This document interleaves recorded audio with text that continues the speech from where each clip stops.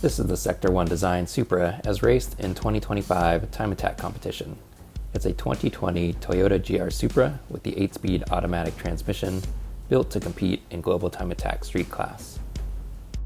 The exterior includes a carbon fiber wing element from Zebulon and Dundon Motorsports with a Sector 1 design forward-facing swan neck uprights that are mounted to the rear bumper crash beam.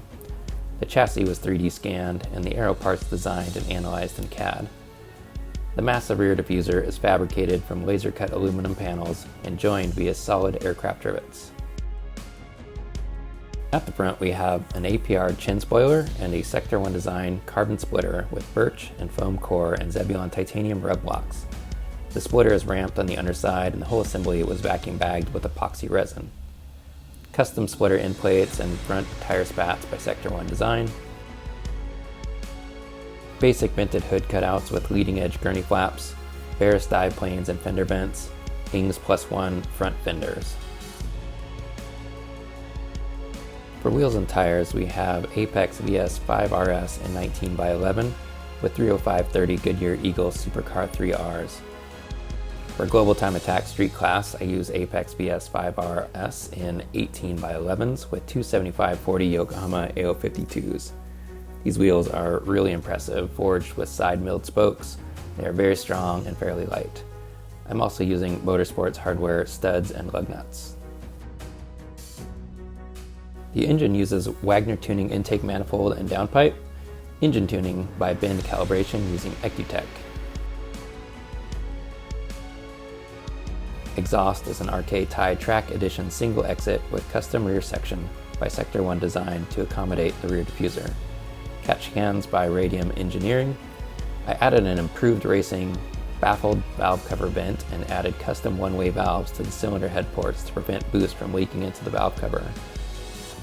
Eventuri carbon intake, Pure800 Turbo, BMW S58 Injectors, PWR Auxiliary Radiators, and I replaced the plastic transmission pan with an aluminum pan from the BMW M3 M4 for better cooling, and it also has a replaceable oil filter.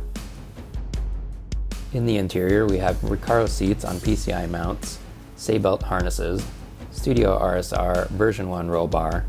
The stock battery was replaced with an anti-gravity battery, Lifeline 0360 fire suppression system, and a custom Garmin catalyst mount that prevents the catalyst from ejecting under high G-forces and integrates the fire suppression nozzles and activation button. And then there's a Sector 1 design shifter lockout.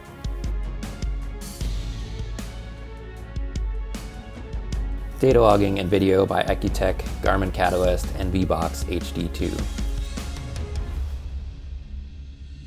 The front suspension uses MCS 2-way Remote Reservoir dampers, Eibach anti-roll bar with custom end links by Sector 1 design, and a mix of SPL and Verkline control arms.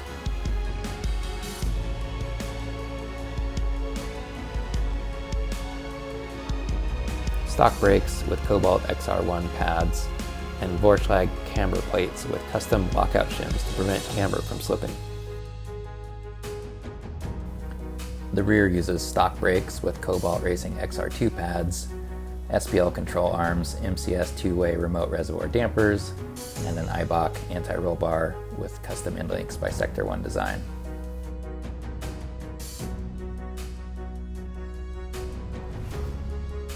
So here's a view underneath the car, starting with the front splitter. You can see the titanium rub blocks. This transitions to the pan under the engine. And then you can see the titanium exhaust and the diffuser. Horsepower is estimated to be around 500, but have not verified it by dyno testing. The car is 3,484 pounds as raced with driver and full of fuel. The fuel system is completely stock except for the BMW S58 Injectors. To prevent fuel starvation on track, I have to run a full tank every session. The stock fuel system does limit horsepower when using traditional gasoline pump fuel.